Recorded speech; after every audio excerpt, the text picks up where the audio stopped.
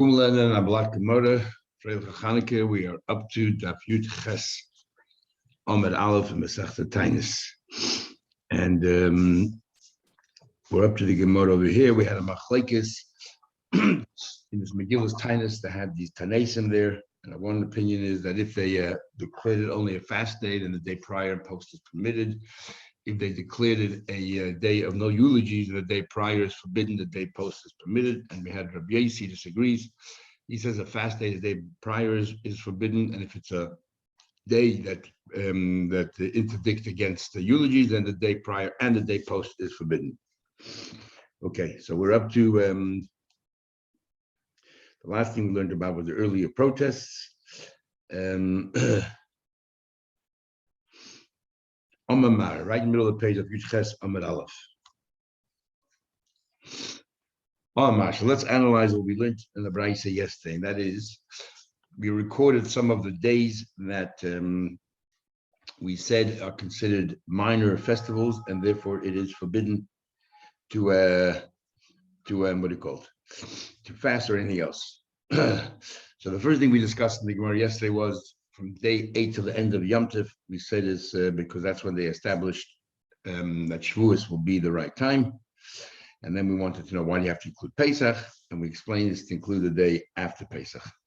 And regarding from the first day of Nisan till the 8th day of Nisan, we asked why do you have to include the first day of Nisan? You already have Rosh Chodesh included. So we wanted to say for the day prior, because Rosh Chodesh is a Yom Tov from the Torah, and therefore the day prior would be permitted. There's only these minor Yom Tovim, the day prior is forbidden, and that's why we included it in Rosh Chodesh. So Amamah, let's continue analyzing it. We said before, from the 8th day of Nisan till the very end of Pesach, that's when they established exactly when Shavuos will be, because the Baisusim claimed it should be Machar as a Shabbos, literally on a Sunday. And we said no. The Morgue gives a number of reasons why we discredited them. Yechon Zaki had a whole discussion with them. One of them was that in one pasuk says Tishbru Chamishim Yom, 50 days, and one pasuk says 7 weeks. So sometimes it's 7 weeks, sometimes it's 50 days. If you begin counting the 49 days on Sunday, then obviously it's 7 complete weeks. If you begin counting middle of the week, because the Machar as a Shabbos means the second day of Pesach, then it's 50 days and not 7 weeks. We're in Yud Ches Amud Aleph, right in the middle of the page. So we just said, Amamar, from the 8th day of the month until the very end of Pesach, that's when they established the Yom Teshuvah, and they established that one should not make any eulogies. The question is, why do you have to say mitamnayabe? Why say from the 8th day? You just told us. It's overlapping. You just told us that the first day through the 8th day was considered Yom Tov and Nisan, because that's when they established the Korban Tamid. The Baisusim claimed that the Korban Tamid is an individual Korban. And the Chazal said, no, that it's a communal Korban. And then finally they established that. And that went from the 1st through the 8th. So L'chayda, when it comes to Shavuos, they could have said from the 9th. What's the point of it? It's redundant. Why say the 8th again? Lema Metisha B'Av from the 9th day. What about the 8th day? The Tamnaya Gufa and the 8th day itself. The 8th day itself is also because of the previous Yom Tov, because the Korban Tamid. Says the Gemara, I'll tell you why we had to overlap, because sometimes a set can be cancelled. What do you mean? If something would have occurred, ubatlina l'shiva, tamnaya gufa aser. If they would have cancelled the beginning of the Chodesh Nisan because some event that happened, because it's one unit, because it was one unit, right? So and one unit, when you cancel one day, the entire thing becomes aser. In other words, so once you cancel one day, an event happened, a tragedy happened, and they said, you know what, it's no longer a Yom Tov. As we'll see later in the Gemara, it happened, they canceled certain minor Yom Tovim because a tragedy happened. Then you can't just say that particular day the tragedy happened, there's no longer Yom Tov. The entire Yom Tov falls apart because it's one set. So if the 7 days of this fall apart, then therefore we had to say the 8th day as a separate Yom Tov altogether. We have to give another reason for it. So if it falls apart for this reason, it still stays on. Says the Gemara, Tamnayagu also, and yet the 8th day will still be forbidden. Why? The Havale Yom Kama, because it's the first day. The Toisaba Chagad Shvaya. Forget the carbon tamid, even that falls to the side. We still have another reason why it should be treated as a Yom Tov because of the Shuas. Says the Gemara. Yeah. And Rashi already asked an interesting question. He still doesn't answer why you have to begin at the 8th. Start at the 9th, and the 8th would be the day prior. And the day prior is you're not allowed to fast. So why do you have to say the Yom starts on the 8th? So Rashi then uses the logic, which Gemara will actually use later. If the 8th day was a Yom Tov in its own right, and yet we cancel it because of tragedy, how can you say, but it will still treat as a Yom Tov because the Erev, another Yom Tov? How can Erev of another Yom Tov be superior to the Yom Tov itself on its own merits, and yet we cancel it because of a tragedy? Says Gemara, Hasha dos l'hachi. So now that you tell me this, so let's go back to the original question we discussed there about Rosh Chodesh Adar. Why do you have to go to Rosh Chodesh Nisan anyway? And why? And he told me the reason is because it has to be pre. We want the Erev Rosh Chodesh be usher as well. So we're asked Hash dos l'hachi Esi v'tishanami, the 29th day as well. Even the Milso, but we asked the question, it's the day after the 28th. And if it's the day after the 28th, it's already a Yom Tov of its own right. And when we learned on the 28th day, there was protest because they finally got rid of the terrible decree that banned them from learning Torah and from observing other mitzvahs. So it's post that. So he says, since now that you tell me this, the 29th day, the reason why we had to say it goes back to Rosh Chodesh and therefore the 29th day is you're not allowed to fast, not because of post 28. And the reason is we need as many reasons we can give, because let's say for whatever reason 28 days have been canceled, some tragedy occurred and it's canceled. It's still the 29th day, you're not allowed to, not because of post 28th, because then it wouldn't be anything. If the 28th is canceled, how can post 28th still remain? It's because it's prior to the first of Nisan. Because it's the day prior to the Chodesh Nisan, which is the minor Yom Tov, the fact that they've established the Korban Tamid.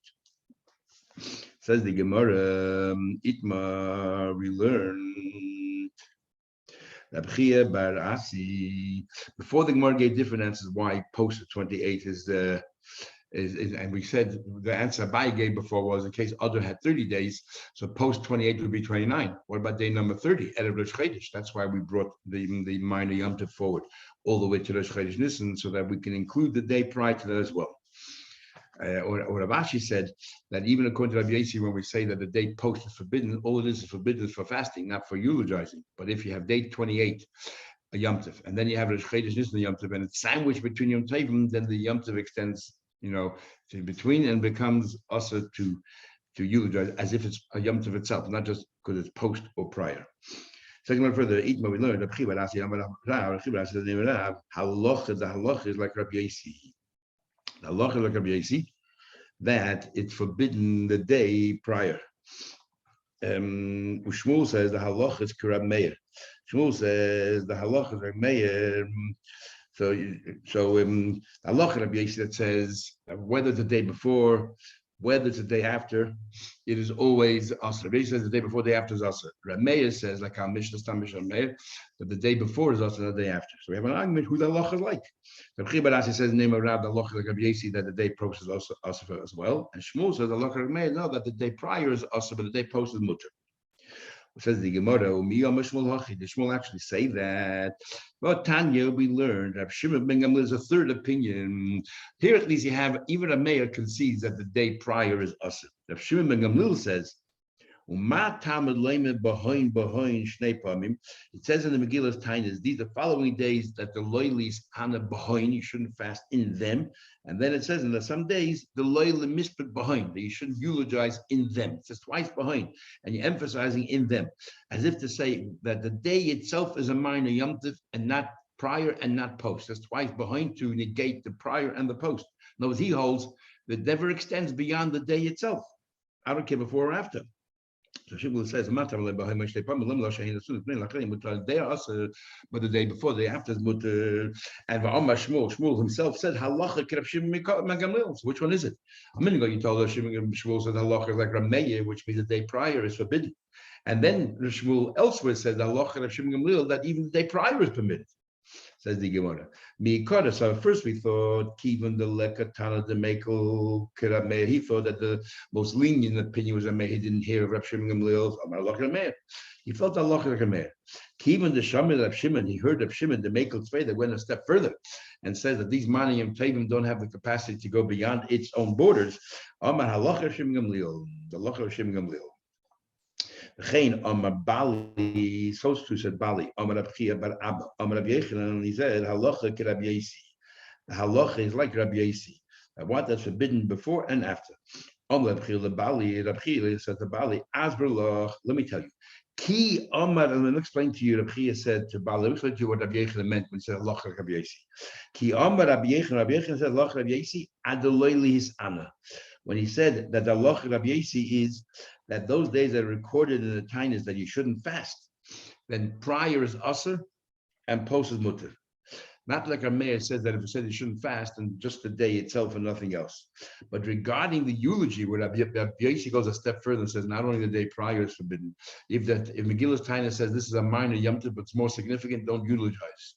Don't make any eulogies. Then not only the day prior is Asr, but the day after is Asr as well. That far we don't go. That far as Allah is not like Rabbi Yossi. There we follow our mayor. Now what? That the day after is permitted. So we follow Rabbi Yossi that the day prior is forbidden, even if according to the halacha, whether it says he shouldn't fast on that day, whether it says he should eulogize, the day before is asr, but the day after is mutter. So before we go any further, all the Rishonim ask, we raised this a couple of days ago, so how do we have Tainus Esther, which is the day before Purim? How can we have that? And when the just said the halacha, the day prior is you're not allowed to fast. So some want to say that when we've canceled Megillah's Tainus, we had Gemara Rosh Hashanah, but Chanukah and Purim wasn't canceled, it means just the days of Chanukah and Purim, but the laws of Megillah's Tainus apply that were canceled also apply to Chanukah and Purim, that the day prior and the day post is not forbidden at all.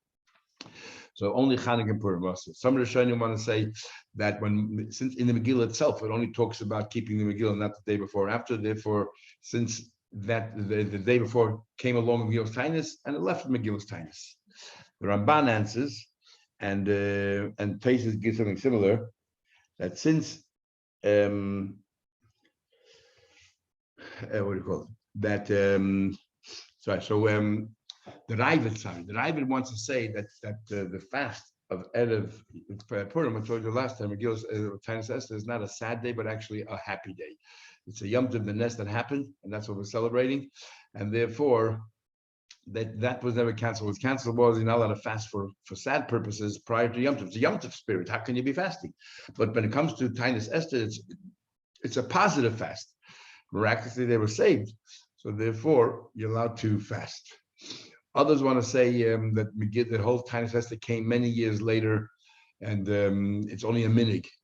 Rabbeinu Tam learns when the Gemara in Megillah says Yud Gimel Zman Kil Lakoli in the beginning of Beis Alpha, that Yud Gimel is the time that everybody gathers together because it's Tainus Esther, so it's a very strong Tainus, and that's why we have it. And that's why we have it.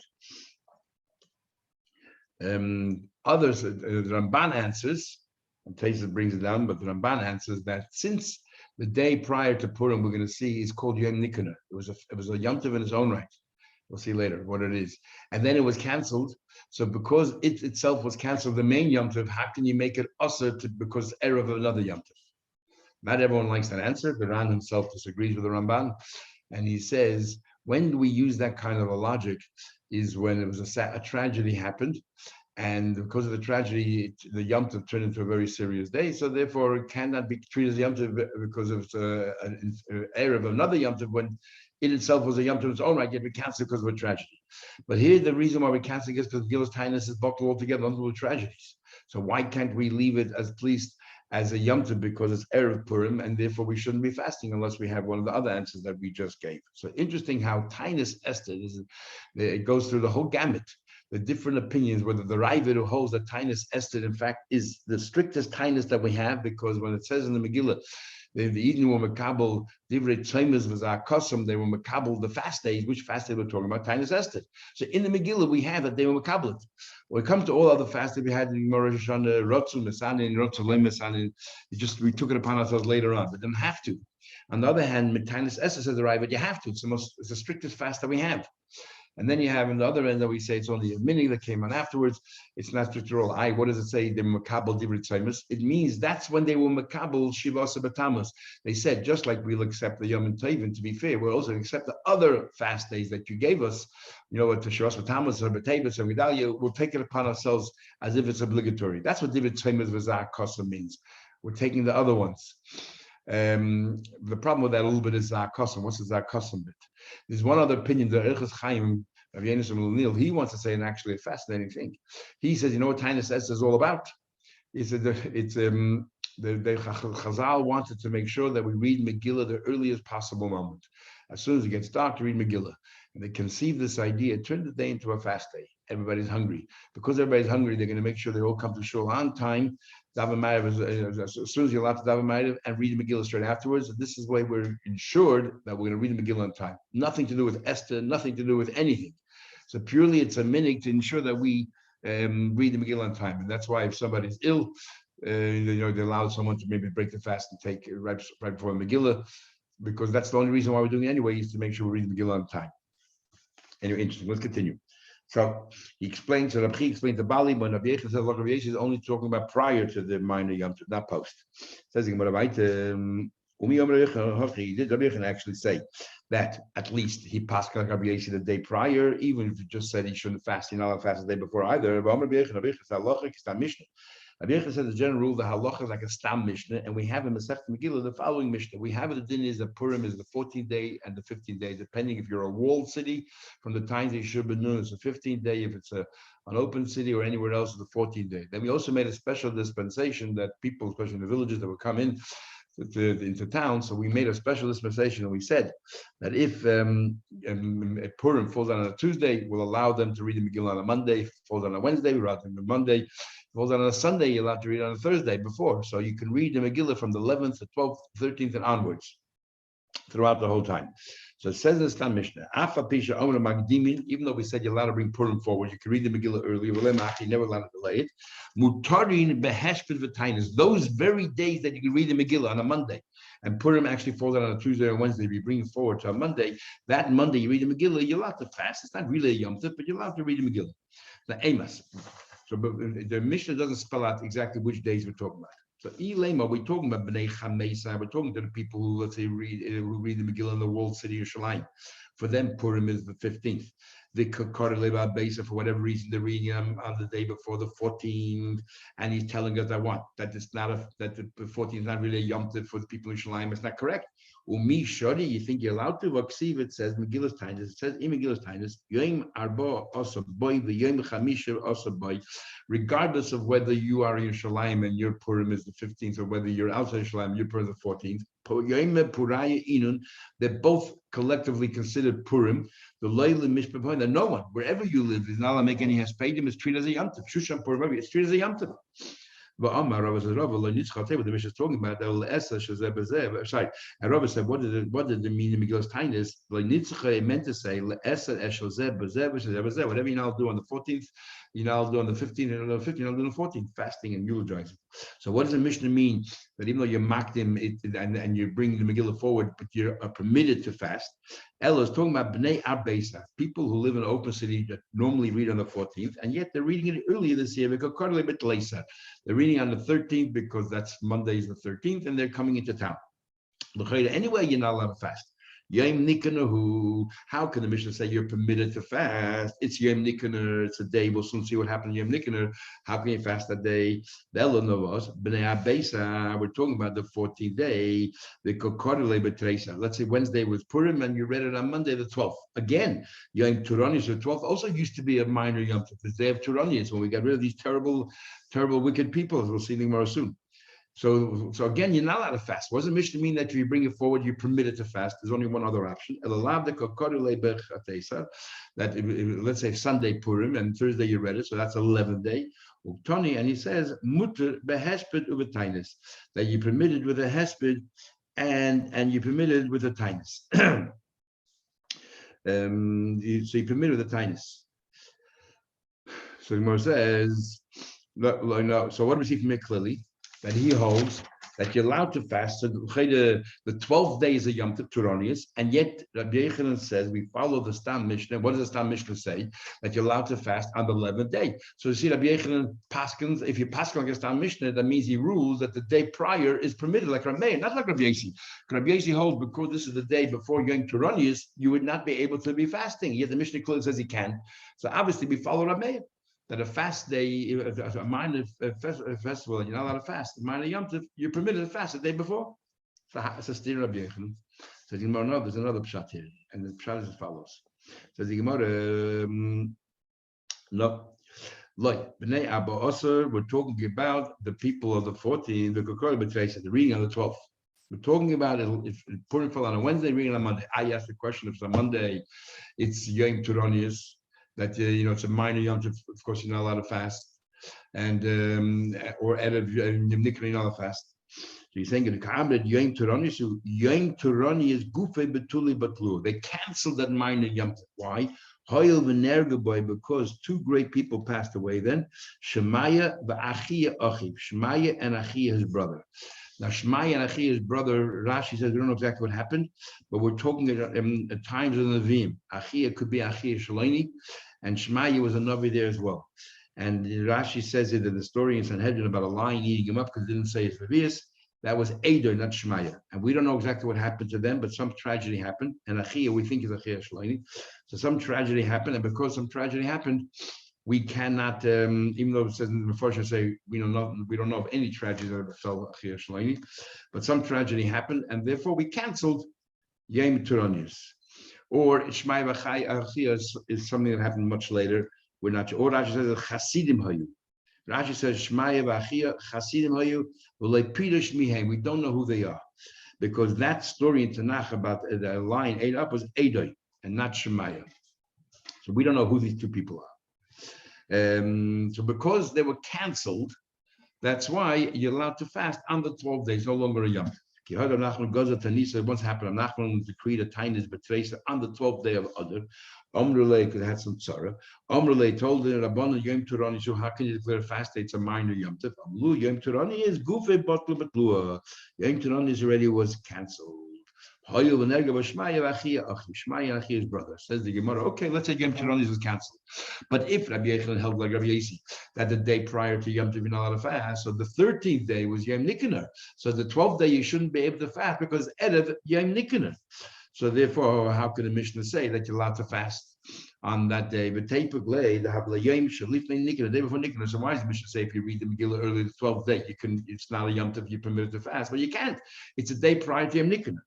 Or Ravashti, very simple. This is the logic I told you before. The 12th day of the month used to be a Yom Tov in its own right, and yet we canceled it. And yet you tell me the fact that it's Erev the 13th is more chomer, and we're not going to be able to fast because of that. It's still a Yom Tov because of being ancillary to the day after, or second. But they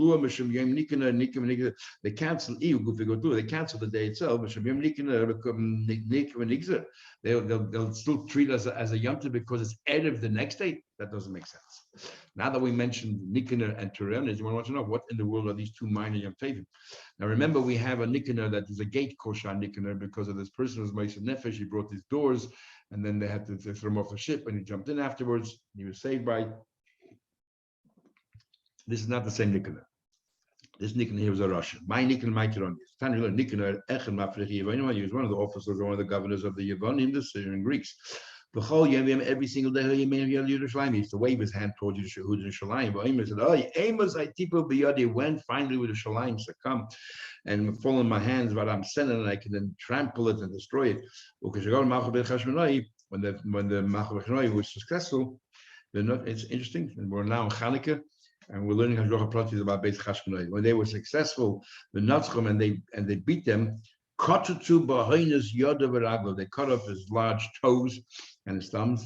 The Tolum b'shari Shalim, they hung them in the gates of Shalim and the portals of Shalim. Omru, they said, Peh shahoya medaber begaiva, the mouth that spoke with such haughtiness.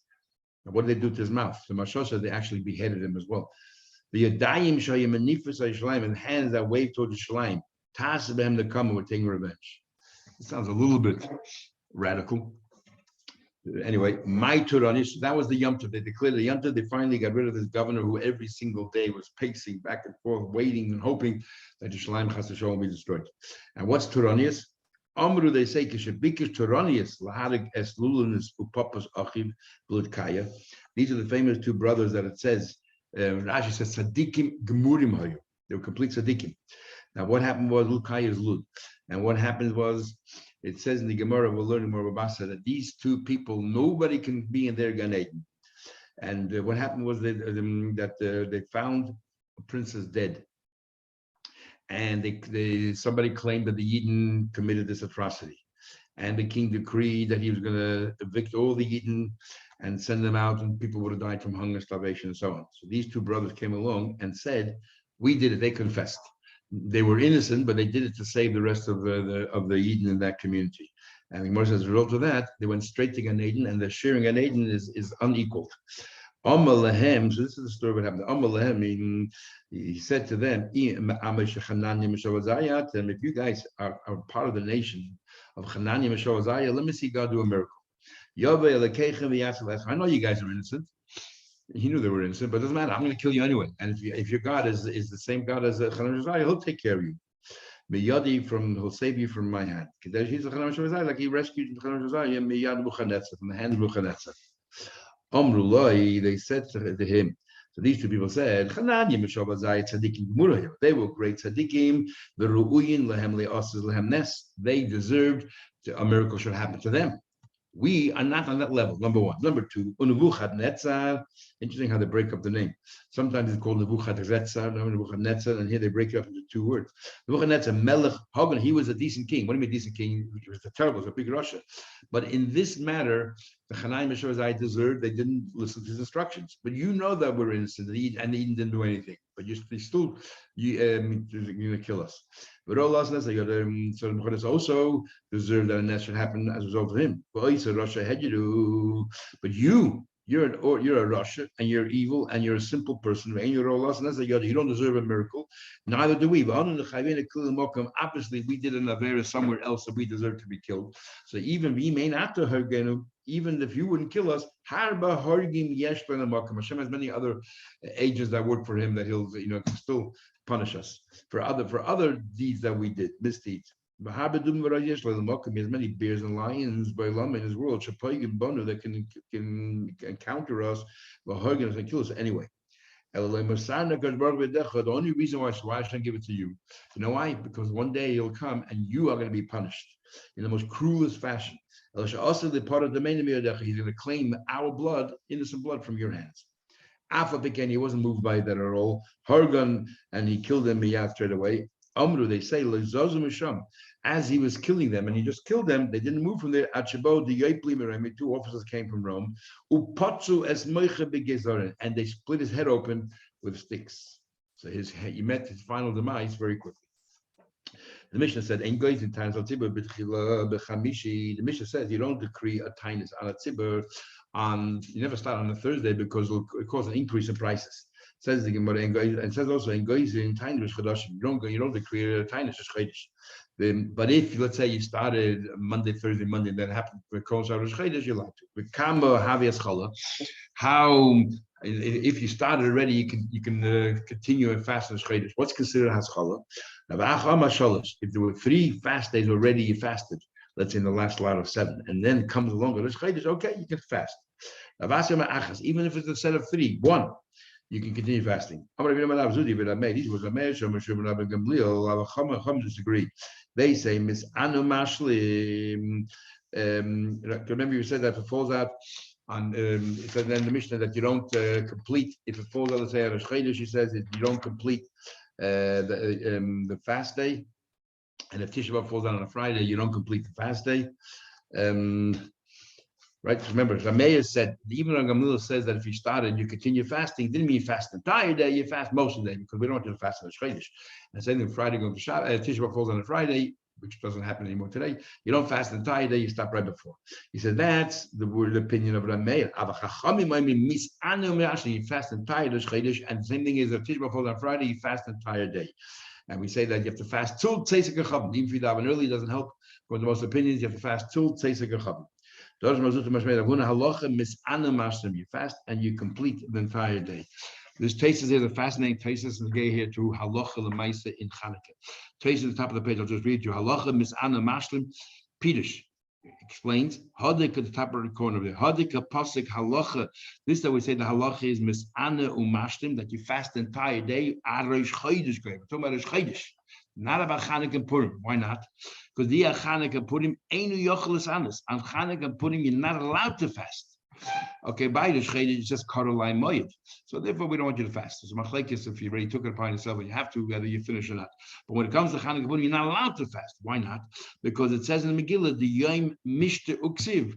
It says Mishta V'Simcha Ksiv. It says clearly in the Megillah, it has to be a day of partying and a day of joy, of rejoicing. And therefore, you're not allowed to fast.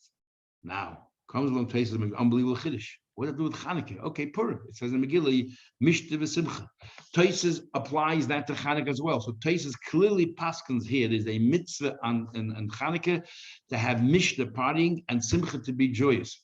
As you know, that the big machlekes. The Mordechai holds that there's a mitzvah of B'Simcha on Chanukah. Most of Shem holds not just mitzvah, but Taisus clearly says here there's a mitzvah of Simcha and Chanukah, and he learns it from Purim. The Rambam starts off his Hilchos Chanukah. He says that Chanukah is just like Purim. And so therefore, in other words, everything in Chanukah we learn from Purim, so Menis and all these other things. So here we see as well that Taisus clearly paskin is a mitzvah to have parties on Chanukah, and there's a mitzvah to be besimcha, which is an amazing thing. Had Allah say the tiniest Ketzad, we'll start the new mission and the new Pedic tomorrow, Mitzvah Hashem. Get free of Chanukah, everybody. Now that